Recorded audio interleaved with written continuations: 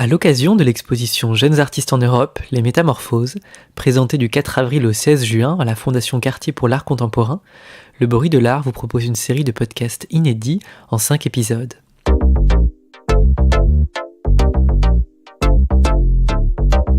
Se métamorphoser, c'est changer de forme ou changer de route. Nous sommes Florian Champagne et Victoria Le Bolloc-Salama. Et aujourd'hui, à l'Hôtel de Lille, pour ce premier épisode hors série, nous recevons Thomas Delamarre. C'est le commissaire de l'exposition Jeunes artistes en Europe, les Métamorphoses. À travers la peinture, la sculpture, la mode, le design ou le film, cette exposition, qui réunit 21 artistes de 16 pays, est consacrée à la diversité des voix et à la vitalité des échanges qui animent le vaste territoire artistique européen, de Paris à Tbilissi, en passant par Lisbonne ou encore Moscou. Dans cet épisode, Thomas Delamarre revient sur sa découverte des artistes présentés dans l'exposition, leur sélection, fruit de plus d'1 an de voyage, et les étapes de cette recherche, en posant notamment la question de ce qu'est être européen aujourd'hui. Bonjour Thomas. Bonjour. Bonjour Thomas. En une phrase, comment est-ce que vous vous présenteriez à quelqu'un qui ne vous connaît pas ? Eh bien, je suis conservateur à la Fondation Cartier et j'ai eu un parcours un peu sinueux puisque je viens plutôt de l'univers du spectacle vivant et que j'ai lentement dérivé vers l'art contemporain avec beaucoup de bonheur et que je m'y trouve très bien aujourd'hui. Justement, vous avez d'abord étudié en faculté de droit, puis à l'École nationale supérieure d'art et technique du théâtre. Vous avez notamment travaillé pour le Festival d'Avignon et puis au sein de la Fondation Cartier, vous avez conçu et coordonné un certain nombre d'événements liés au spectacle vivant. Votre sensibilité et votre intérêt artistique se concentrent donc sur l'art scénique, mais aussi sur l'art contemporain. Comment est-ce que votre sensibilité à l'art s'est développée ? Je pense qu'elle a toujours été présente, même si j'évoluais plutôt dans le spectacle vivant. Depuis toujours, j'ai cette sensibilité aussi de par mon éducation. Mais c'est vrai que c'est vraiment en arrivant à la Fondation Cartier où je suis arrivé pour m'occuper plutôt de spectacle vivant, puis qu'on m'a proposé progressivement de m'occuper d'expositions que j'ai fait le pas en fait, que j'ai vu des ponts entre des esthétiques d'artistes du spectacle et d'autres d'artistes plastiques. Pour moi, c'est vrai que quand je pense à des courants, à des esthétiques ou à des thématiques, j'y intègre de manière un petit peu sans hiérarchie, aussi bien un chorégraphe qu'un plasticien, qu'un cinéaste. Pour moi, il y a des courants qui courent justement d'un médium à l'autre et d'un contexte de création à l'autre, que ce soit la scène ou que ce soit la salle d'exposition ou l'atelier. Et j'aime bien avoir ces liens-là. Et puis après, je pense qu'aussi dans le lieu de l'exposition, c'est comme une scène un peu. Tout y est possible dans les limites évidemment de la sécurité et de la décence, mais que en tout cas on peut changer les modes d'accrochage, qu'on peut changer la temporalité aussi, qu'une exposition, ça peut se dérouler dans le temps. Ce ne sont pas des choses que j'invente. Les artistes même, depuis plusieurs décennies, l'ont expérimenté, mais c'est particulièrement, moi, des formats qui m'intéressent. Cette idée d'explorer aussi d'autres possibilités d'exposition. Qu'est-ce que c'est l'idée qui a fait naître et qui a guidé l'envie de concevoir l'exposition Jeunes artistes en Europe, les Métamorphoses ?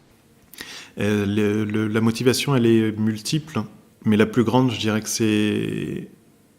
c'est la question du territoire. On a souvent pris un territoire comme point de départ des expositions et tout ce qui était attaché, les identités, le langage, les esthétiques évidemment, puisqu'il est toujours question quand même de création. Mais simplement, on l'a beaucoup fait avec des territoires très éloignés, notamment des territoires extra-occidentaux. Pourquoi ? Parce que c'était une des premières missions de la Fondation Cartier, quand elle a été créée dans les années 80, en 84 exactement. C'était une époque, comme on en a fait le constat aujourd'hui, où ces zones du monde, qui étaient l'Afrique, l'Asie, l'Amérique latine dans une moindre mesure. On connaissait quand même quelques artistes, mais on n'explorait quand même pas de manière intensive ces scènes-là. C'était encore avant les Magiciens de la Terre. Ces zones-là n'étaient pas du tout représentées dans les musées occidentaux. Et du coup, je pense que à ce moment-là, les fondateurs et l'équipe de la Fondation Cartier, on pensait que ce serait un très bon complément aussi à ce qui existait déjà dans les institutions publiques notamment. Et donc, très tôt, la Fondation Cartier a commencé à voyager en Afrique, en Asie, en Amérique latine aussi un petit peu plus tard, pour travailler avec des artistes issus de ces scènes artistiques et avec l'idée vraiment de présenter des artistes au début, de pas forcément faire justement des des sortes de overview un petit peu généraux. Mais donc on a plutôt finalement au début fait vraiment des expos monographiques avec avec Sherry Samba, avec Tsai Ko-kyung de Chine, avec Wang Yongping qui était arrivé en France quelques années auparavant, avec des artistes vraiment qu'on voulait mettre en lumière. Et puis petit à petit, on en est venu aussi à faire des expositions plus collectives sur des scènes artistiques, comme on l'a fait il y a quelques années avec le Congo. Parce que finalement, on s'est rendu compte, pourtant, après avoir présenté pas mal d'artistes individuellement, on s'est dit, bah oui, mais ce qui manque aussi, finalement, pour ces nouvelles un peu histoires de l'art qui sont en train d'être écrites, enfin, ces nouvelles géographies qui sont en train d'être conçues depuis une quinzaine d'années, c'est justement cette idée-là qu'il y a des scènes artistiques, il y a eu des scènes artistiques en dehors de l'Occident et qu'elles ont une histoire. C'est-à-dire qu'elles n'ont pas éclos il y a 15 ans. Il y a une histoire de l'art moderne et contemporain en Afrique. Et donc, par exemple, l'idée de Beauté Congo, c'était ça. C'était explorer l'art au Congo, en RDC, depuis les années 20 du XXe siècle jusqu'à aujourd'hui. Donc, raconter une histoire, en fait. Voilà, donc il y a les deux. Il y a cette envie de raconter individuellement des artistes et puis des territoires.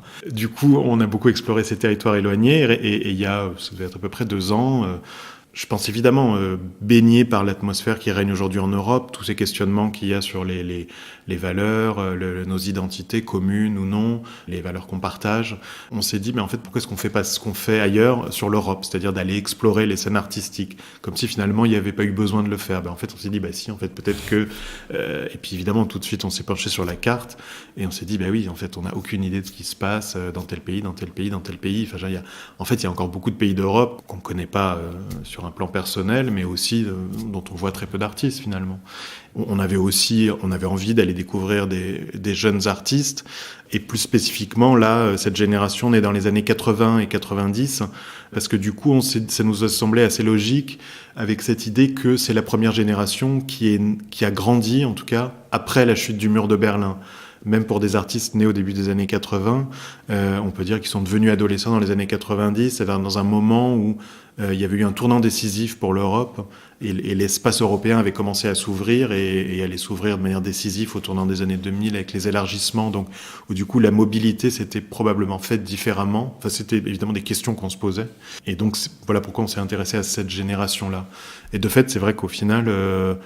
au moins la moitié des artistes de l'exposition vit dans un pays qui n'est pas leur pays d'origine, ou ont fait leurs études, en tout cas dans des pays autres que leur pays d'origine. Donc il y a quand même un sens de la mobilité qui, à mon avis, existait beaucoup moins dans la génération précédente, ne serait-ce qu'il y a 15 ans. Les artistes exposés viennent tous d'un pays d'Europe continentale. Vous dépassez ainsi la géographie politique en présentant le travail du Russe Evgueni Antoufiev ou du Géorgien Nika Kutateladze. Est-ce qu'on peut dire que c'est une exposition qui propose indirectement une réflexion sur ce que ça serait d'être européen et la culture européenne avec les choses politiques aujourd'hui qui sont complexes? Ce qui est sûr, en tout cas, c'est que ça pose la question de ce que c'est que l'Europe et ce que c'est que le territoire européen, puisque c'est la question qu'on s'est posée, nous, dès le début. Du coup, de manière... si on parle géographie, voire géologie, on élargit, on va plus loin que l'Europe continentale, puisque disons quand même, on va jusqu'aux îles britanniques, puisqu'on a des artistes anglais. Mais en tout cas, une des premières constatations qu'on a fait quand on s'est dit qu'on voulait s'intéresser au continent européen, évidemment pas seulement aux frontières politiques de l'Union, c'est que les frontières n'étaient pas si claires que ça, et notamment, enfin même essentiellement, dans sa frontière orientale. Puisque la particularité de l'Europe, c'est d'être pas un continent en soi, mais d'avoir une continuité territoriale avec l'Asie. C'est quand même globalement une décision politique de dire que l'Europe est un continent alors qu'elle est en pleine continuité territoriale avec l'Asie.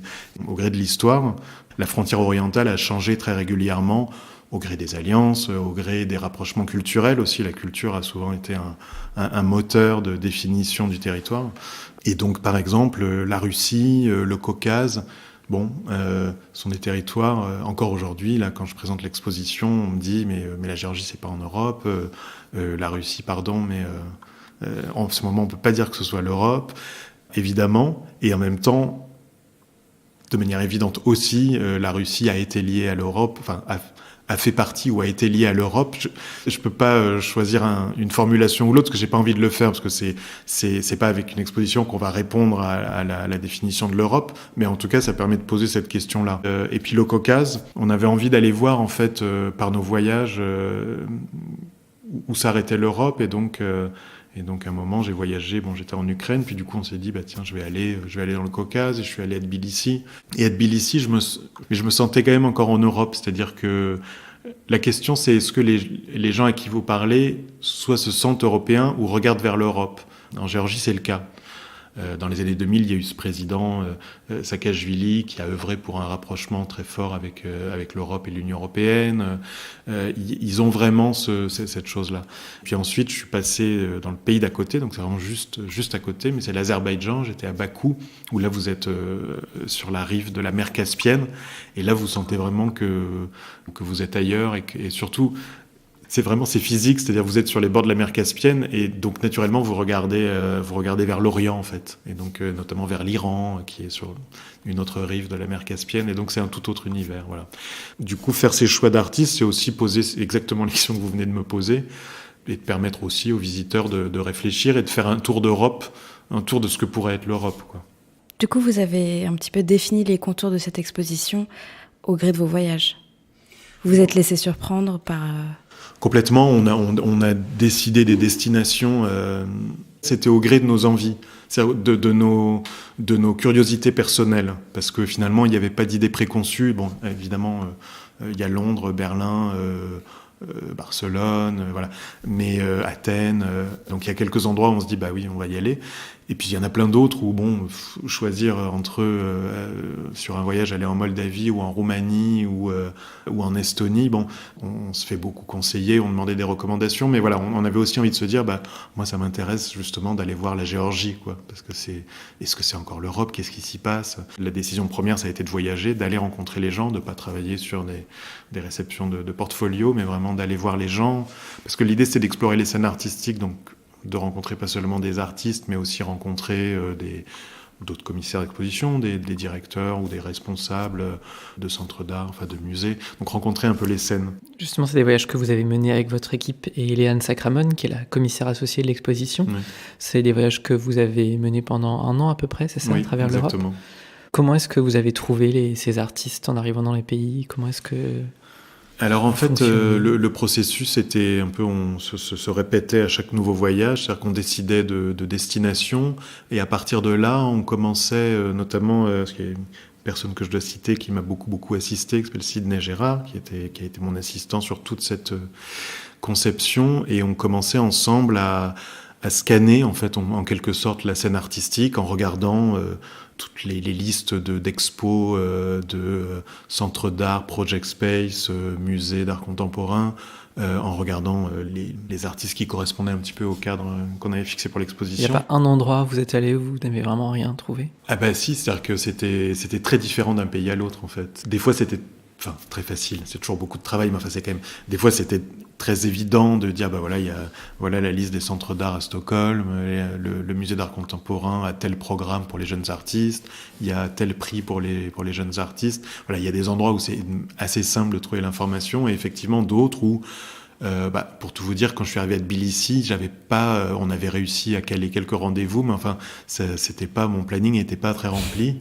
Et heureusement, on avait repéré 2-3 personnes dont on se disait, tiens, ces personnes, il y avait notamment des femmes qui font un travail remarquable de structuration de la scène artistique, mais qu'on n'avait pas réussi vraiment à contacter de loin. Et je trouve que j'ai réussi à les rencontrer le premier jour, et c'est grâce à ça que elles m'ont emmené, voilà, je suis monté dans leur voiture, puis elles m'ont emmené voir les gens. Donc ouais, ça dépend vraiment des scènes, parce qu'il y en a qui sont quand même encore pas du tout structurées en fait. Donc vous n'avez pas commencé par la scène française particulièrement pour vos recherches? En fait, la scène française, ça a été un travail du début jusqu'à la fin, c'est-à-dire comme on vit ici, d'abord je suis allé voir beaucoup d'expos toute l'année, dans toutes sortes de lieux. J'ai découvert d'ailleurs beaucoup de lieux dont j'entendais parler mais que j'étais pas forcément allé voir. Vous avez découvert des project space qui vous ont particulièrement excité ou intéressé pendant ces... Ouais. Il y a des choses vraiment des espaces de toute nature, et c'est ça que j'aime bien en fait. C'est pour quelqu'un qui aime bien que ça excite de repenser à chaque fois le format de l'expo. C'est ça que j'aime du coup dans ces espaces, c'est qu'il y en a qui sont carrément dans des contextes totalement domestiques.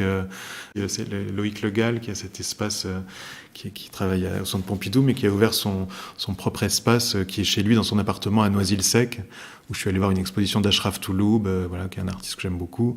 Et en fait, je suis arrivé chez lui et c'était son appartement. Je m'y attendais pas du tout. Et en fait, c'est super. C'est parce que l'attention est super concentrée. Et puis il y a le doc où je trouve que il y a des expos. J'y ai vu parfois des expositions super dans ce lieu. Tonus aussi dans le 15e arrondissement que j'aime beaucoup parce qu'il y a un esprit aussi.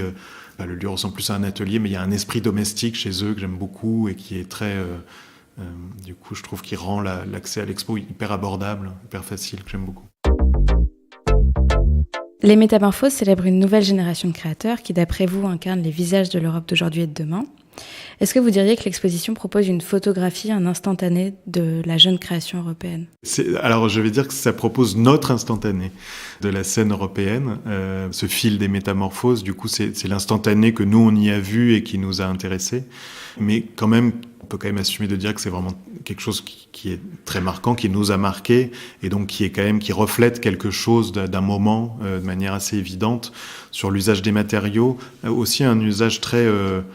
ça va paraître un petit peu simple de dire ça comme ça, mais un usage très manuel des matériaux, étonnamment finalement, parce qu'on parle tellement d'intelligence artificielle, de l'ère du numérique, qu'en fait on est évidemment très surpris de découvrir tous ces travaux autour de la broderie, du recyclage de vêtements, de l'assemblage de vêtements, de céramique associée à de la fourrure, et en même temps qui exprime quand même quelque chose d'aujourd'hui. Donc c'était assez passionnant finalement de faire cette constatation. Si on pense à Talent of Culture, donc Henrike Schimmel, qui est une artiste néerlandaise, qui vit à Londres et qui travaille sur ces identités faites de vêtements qu'elle collecte dans des magasins de seconde main, auprès de gens, dans sa propre garde-robe ou dans la rue, et qu'elle réassemble sans les modifier, sans les nettoyer surtout, donc qui gardent la trace de leur première vie, et qui l'emmènent avec eux dans cette nouvelle identité qui est recomposée par Henrike Schimmel. Il y a vraiment l'idée de qu'est-ce qu'on fait aujourd'hui du surplus, qu'est-ce qu'on fait du déchet, comment on le recycle et comment on peut donner une deuxième vie à quelque chose qui a déjà vécu et le réinjecter dans la société. Il y a aussi dans cette idée de métamorphose et d'hybridation, dans une veine plus incarnée, qu'on découvre dans la deuxième partie de l'exposition, et notamment au travers de peintures et de sculptures et de broderies, l'idée d'identité hybride et fragmentée, c'est-à-dire que ce qui est représenté, ce sont souvent des personnages ou des situations qui sont difficilement identifiables, dont les identités sont mêlées, et on le voit dans certaines œuvres des artistes de l'exposition, en termes d'identité, de genre. On parle beaucoup en ce moment de ces identités fluides, et il y a vraiment, pour moi, cette question-là. Vous parliez des thématiques, du coup, de remise en question des genres, de l'hybridation, du recyclage, etc. Oui. Mais est-ce que ça, c'est des problématiques qui sont proprement européennes ? Non. Je ne sais pas si, en fait, il faut chercher des thématiques proprement européennes. La question est très bonne, parce qu'on se l'est posée aussi. Donc, je veux dire, nous-mêmes, on s'est demandé, est-ce que c'est... Et très vite, on s'est dit, bah oui, en même temps, question de recyclage des déchets, c'est pas de manière très technique, ou enfin, ces questions d'identité, c'est pas du tout réservé à l'Europe. Mais c'est intéressant de voir que évidemment, ça traverse nos pays, nos territoires. Et puis surtout, c'est intéressant de voir à quel point, par contre, je pense que c'est plus précisément générationnel. Enfin, s'intéresser à la jeune création, c'est bien, mais la raison pour laquelle on le fait, c'est voir en quoi elle exprime quelque chose de l'époque, en fait, parce que ce sont ces artistes-là qui grandissent dans notre époque. Nous, enfin moi, par exemple, je crois que je peux dire que j'ai grandi dans une autre époque. Je suis dans les années 70, j'ai grandi dans une autre époque, c'était encore la guerre froide, donc ils grandissent dans leur époque, et donc comment ils se saisissent ou même comment ils portent en premier, avant nous-mêmes, enfin ces questions-là. Est-ce qu'il serait intéressant, selon vous, de décliner cette exposition et de faire ce même travail de recherche de la jeune création sur d'autres territoires ? Oui, c'est quelque chose dont on a commencé à parler, parce que d'abord on a envie de décliner ce travail-là, de continuer à le décliner sur l'Europe, en fait, parce que en fait, évidemment, c'est une masse de découvertes assez géniale, et que on en rend compte comme on peut, mais on a une exposition et puis le programme des soirées nomades qui est vraiment une partie constituante de l'exposition. Et donc c'est le tour d'Europe, il se fait à travers l'exposition et la programmation de spectacles avec des musiciens et des artistes performeurs d'Espagne, de Lituanie, d'Arménie, d'Irlande. Mais malgré tout, on a dû mettre de côté plein de choses qu'on avait rencontrées, des choses qui peut-être se prêtent moins à l'exposition. Il y a eu beaucoup d'initiatives en Europe de jeunes gens sur... Ce serait peut-être plus des choses je pourrais dire, de design, design d'innovation, design de service, qui essaie de repenser un petit peu les manières de vivre ensemble ou les manières de vivre ensemble sur un territoire, qui sont pas forcément des choses qui se prêtent à une exposition, en tout cas telle qu'on les conçoit nous, mais plus à des soirées de discussion, de présentation, de débats. Donc on s'est déjà dit qu'on avait quand même envie de revenir régulièrement sur le sujet, sous la forme d'exposition ou de soirées, événements. Donc déjà, on a envie de décliner en Europe. Et puis, on s'est dit qu'on avait envie de continuer avec d'autres territoires. Ouais. C'est assez émouvant, en fait, de voir ce que ça, à travers cette recherche, ce que ça raconte de notre monde d'aujourd'hui, à travers ce que les artistes incorporent dans leurs œuvres comme idées et comme attitudes. Parmi les 21 artistes dont on peut découvrir le travail dans l'exposition, 11 d'entre eux ont imaginé des œuvres in situ, par exemple le peintre grec Alexandros Vasmoulakis, le sculpteur polonais Piotr Lakomi, ou bien encore la plasticienne française Marion Verboom, qui a elle réalisé une fresque pour l'exposition. Est-ce que vous pouvez nous parler un peu de cet aspect inédit de l'exposition ? On a souhaité passer commande aux artistes, produire des œuvres nouvelles pour l'exposition. Alors c'est une chose d'abord qu'on fait régulièrement, c'est un de nos principes de travail pour chaque exposition de passer des commandes. Et quand on le peut, de proposer aux artistes de réaliser des œuvres in situ, ou en tout cas, si elles sont créées à l'extérieur, pensées pour l'espace d'exposition. Et donc là, c'était assez naturel, du coup, travaillant avec des jeunes artistes, aussi de les soutenir en produisant de nouvelles œuvres. Donc il y a à peu près la moitié des artistes qui créent des œuvres nouvelles pour l'exposition. Et c'était encore plus intéressant là de leur proposer de réagir aux espaces de la Fondation Cartier, à l'architecture de notre fondation. Et donc c'est ce qu'on a fait effectivement avec Alexandros Vasmoulakis, avec Marion Verboom, avec Charlie Billingham, Casper Bosmans, Nika Koutateladze, qui se sont installés dans les espaces et qui ont réagi vraiment là pour le coup à l'architecture, qui se sont affrontés à l'architecture presque, mais de manière très pacifique. Est-ce que vous pensez que le fait que des œuvres comme ça n'aient jamais été montrées, ou c'est ça qui constituerait le fait, pour une création, le fait qu'elle soit jeune ? Non, parce que je crois que c'est... On présente aussi pas mal d'œuvres existantes, et c'est intéressant aussi de dire qu'à 30 ans ou à 35 ans, ou à 25 ans, comme Georges Rouy, on peut déjà avoir un corpus d'œuvres existants qui racontent déjà un parcours. Donc il y a aussi ça dans l'exposition. Par exemple, Georges Rouy, on présente 8 peintures qui ont, à part une qui a été montrée à la Galerie Sultana, qui n'ont jamais été vues en France, mais qui n'ont pas toutes été créées pour l'exposition.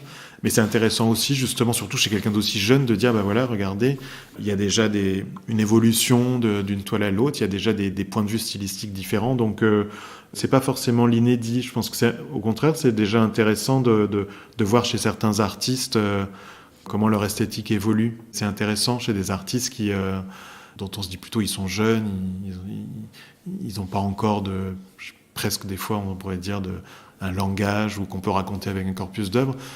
Pour beaucoup là c'est le cas quand même. Selon vous, qu'est-ce qui fait une bonne œuvre ? Pour moi, personnellement, je pas en tant que commissaire d'exposition, je vais dire personnellement, c'est une œuvre qu'on rencontre physiquement. Alors on peut rencontrer toutes les œuvres physiquement, il suffit de se planter devant elles, mais c'est les œuvres qui, quand on arrive devant elles, vous imposent une présence. C'est très mystérieux et très abstrait ce que je dis, mais c'est quelque chose qui, comme si elles vous rentraient un peu dans la peau. C'est presque des fois, je trouve, moi, il y a les œuvres qui me bouleversent le plus, c'est presque comme si j'avais envie d'en faire partie, en fait. Comme si elles proposaient un paysage qui pourrait être le vôtre. Même si elle ne décrit pas un paysage, mais vous m'avez compris. Il y a cette idée on aurait presque envie d'en faire partie. Thomas, merci de vous être raconté et d'avoir fait entendre votre voix au milieu du bruit. On peut retrouver le programme des soirées en marge de l'exposition et les actualités de la Fondation Cartier sur son site internet Retrouvez les coulisses de l'exposition sur leur Instagram. Si vous voulez soutenir le bruit de l'art, n'oubliez pas de mettre des petites étoiles et des commentaires sur Apple Podcast. Nous tenons à remercier l'Hôtel de Lille d'avoir à nouveau accueilli le bruit. Merci également à celle et à celui qui a pris du temps pour partager ce moment avec nous. Nous revenons bientôt. D'ici là, pour ne rien rater, retrouvez l'actualité du bruit de l'art sur Instagram et Facebook et sur notre site lebruitdelart.fr.